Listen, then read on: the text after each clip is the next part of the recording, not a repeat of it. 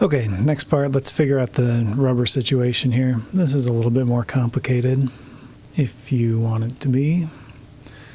First of all, we'll do the easy one, and that's just to do these pins.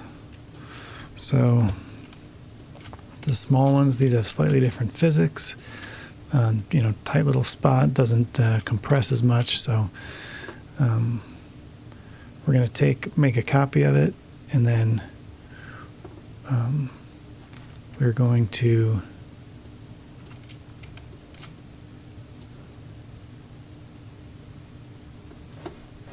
extrude these like this. So really what we'll end up with is just a tube. And you can either use math or do this visually.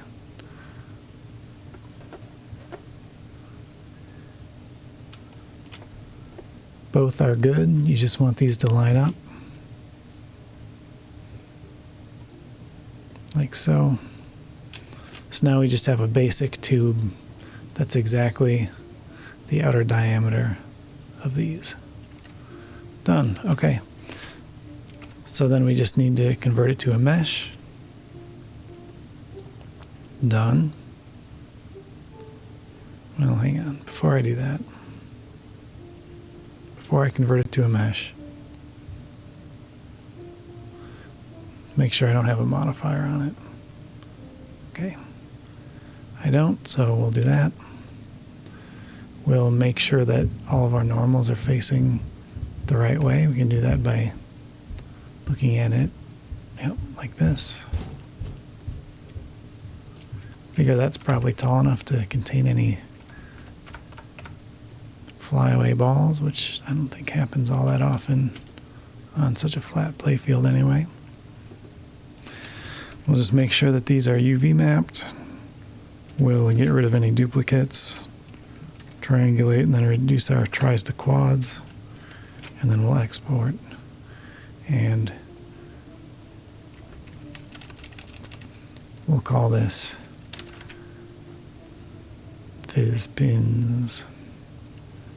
And then just so we don't have to redo it in case something went wrong,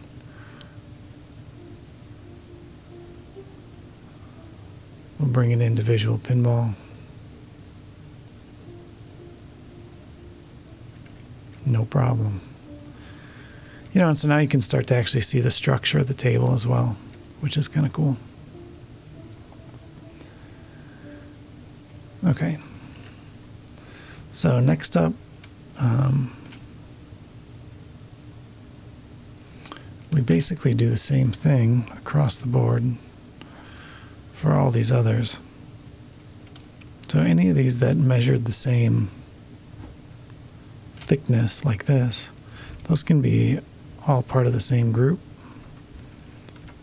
So we'll join those.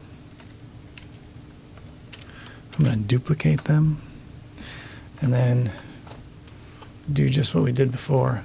One thing you'll see, I believe, is that some of these are going to move in opposite directions, and we have to flip the way that they extrude. So we'll take a look at that in a minute here. So we're at -0.2 and 1.6. So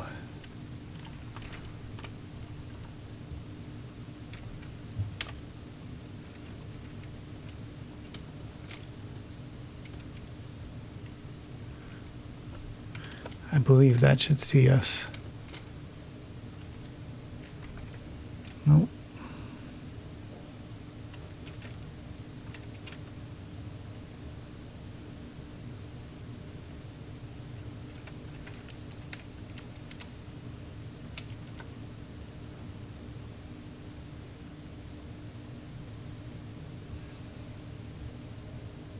Right there. Okay.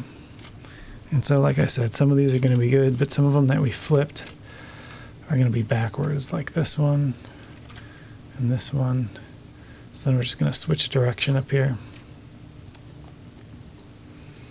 Looks fine, looks fine. One more.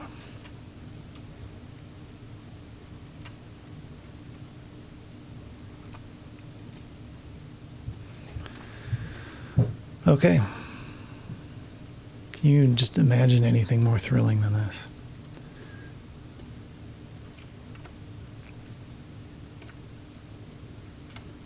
All right, so here's all the geometry that we're going to work with. So what we want to do is break these apart into posts and faces, because the physics of these are different. I mean, the ball's going to bounce off of a rubber differently at the stretched part of a rubber band than at the part that is right by a post. So first we're going to separate these out, and then we'll get a little bit more specific.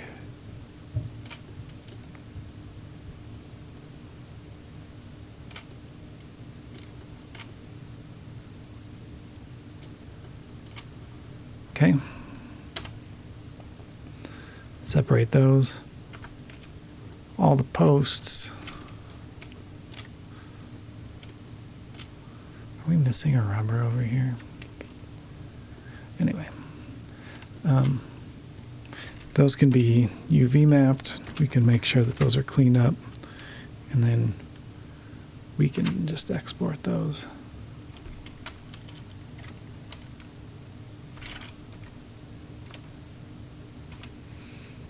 Call those posts A. And sometimes, you know, if you're the type of person that wants some variability in the outlane settings, you know, you could separate those, or, I mean, really what you could do is take another one and stack it up here, and it's not going to mess you up too bad. So a couple different options there. I think visual pinball plays easy enough as it is compared to real pinball. Wide open outlanes don't bother me. I'm like that tough operator in town that only the tournament guys want to go play his machines. Okay, so we'll bring those in.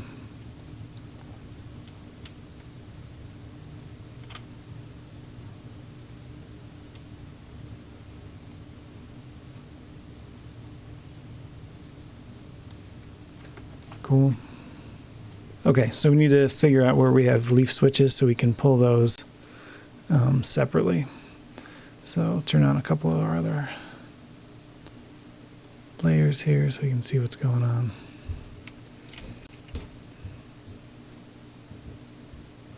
And probably easier without that. Okay, so we know that we have a leaf switch. Good grief, do we have any? Shows how well I know this game, huh?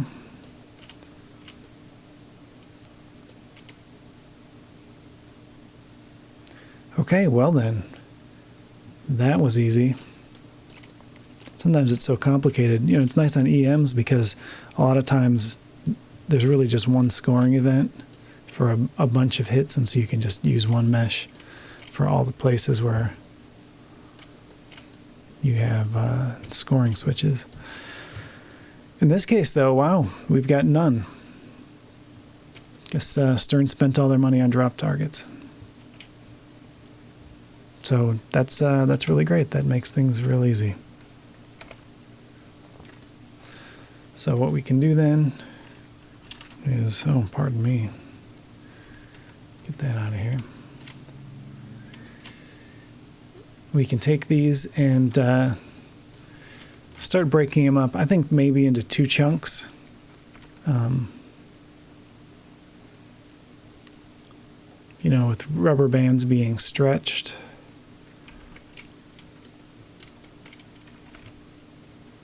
You're going to have different bounce at the center.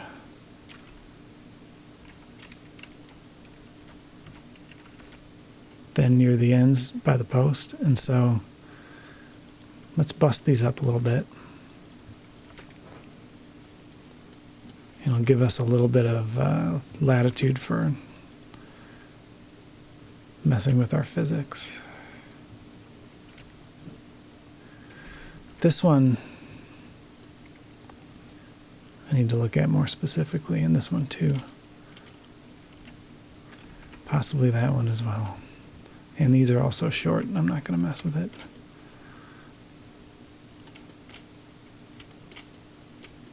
But some of these up here maybe. So let's go take a look again at what we're up against. You know, these are just stretched rubber all the way across. Here though, we have posts going across here, so really I should have pulled a piece here and a piece here and included those in our posts. So I'm going to do that now. We'll go from there to there, and from there to there, and then here again too.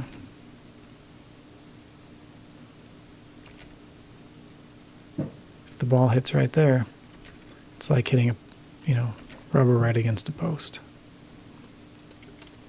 So that really lets us kind of dial in the accuracy a little bit here as well.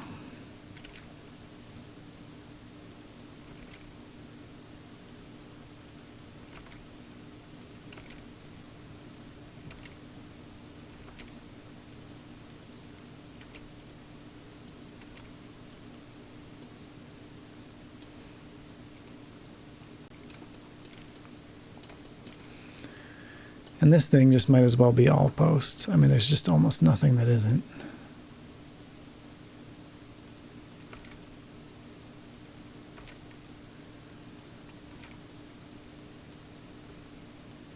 Something like that. Okay.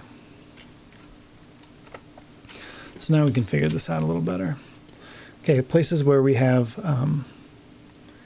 highly stretched areas, stuff like that. Here.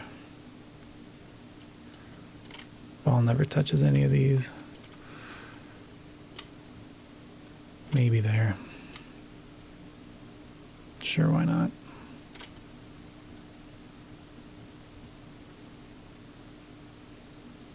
Okay. So those are the areas that are most stretched, and we'll treat those physically a little different. So I'll grab those again. I just want to make sure that I have these all cleaned up before we go. Okay.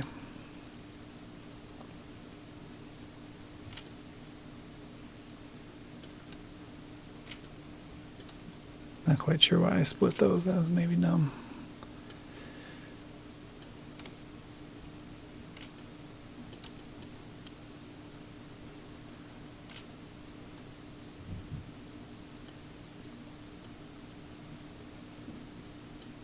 Okay.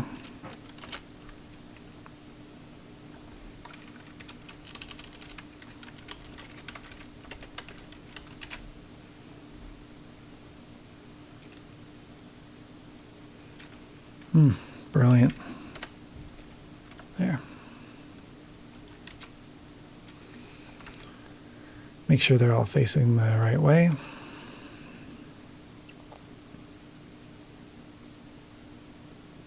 They seem to be. Let's try that again. There we go. Okay, next up is kind of those in-between ones, which is going to be these. And then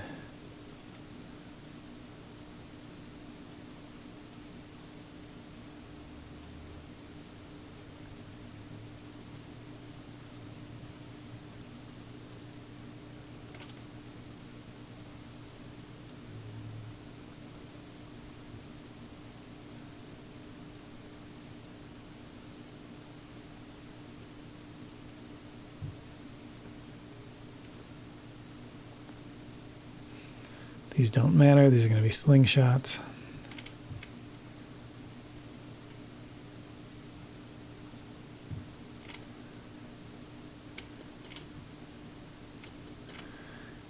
And I think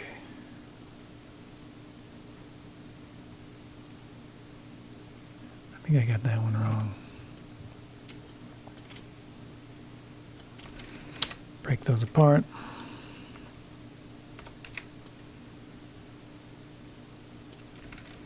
shorter rubber bands.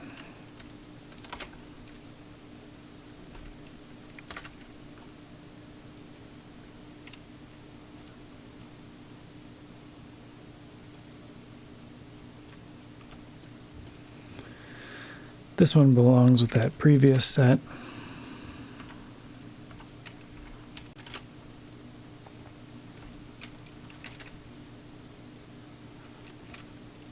And these all belong with posts.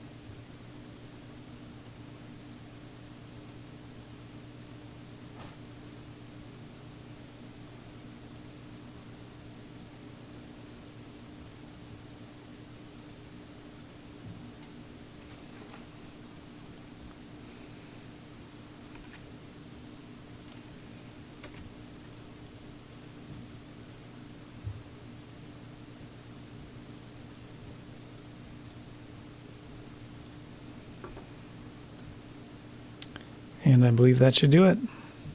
There are likely a couple loose pieces here and there from the game I was building over. No problem, we can hunt those down.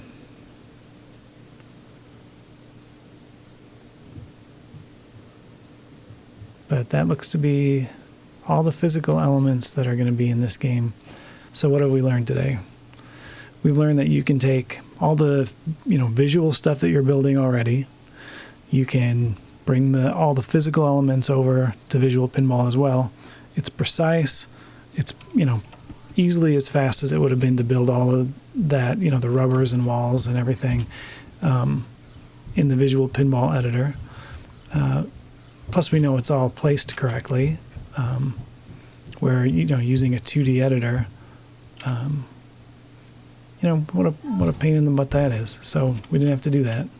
And we're not going to do a whole lot with the visual pinball editor going forward either. Some scripting and bringing in our visual elements. But, it's really not that bad.